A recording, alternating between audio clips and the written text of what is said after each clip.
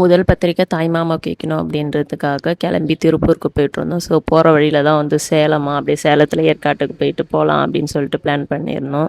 தம்பி வந்து ஏற்காட்டுக்கு போகணும் அப்படின்னு சொல்லிட்டு கேட்டிருந்தேன். இது வந்து பார்த்தீங்கன்னாக்கா நாங்கள் 3rd டைம் ஏற்காடு வரோம். ஆனால் இப்போ தான் ஃபஸ்ட் டைம் வந்து போட்டிங்கில் போகிறோம்.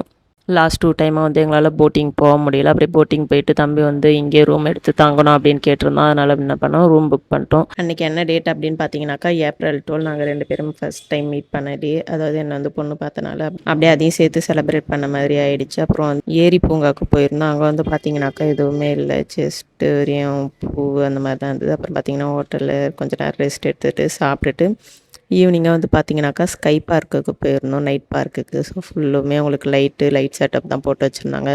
அப்புறம் 10 மினிட்ஸ்க்கு வந்து லைட் ஷோ காமிச்சிருந்தாங்க. அதெல்லாம் அப்படியே பார்த்துட்டு என்ஜாய் பண்ணிவிட்டு அப்புறம் இங்கே வந்து பார்த்திங்கனாக்கா லைட் பிரிட்ஜ் இருந்தது. அதில் தான் வந்து செம்ம ஜாலியாக என்ஜாய் பண்ணோம். தம்பியும் அவங்களும் வந்து ஜாலியாக போயிட்டாங்க.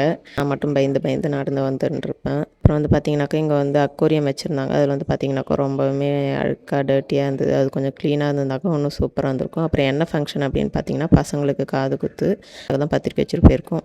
நெக்ஸ்ட் டே எங்கே போனோம், பத்திரிக்கை வச்சோமா இல்லையான்றது நெக்ஸ்ட் வீடியோவில் பார்க்கலாம். பாய்.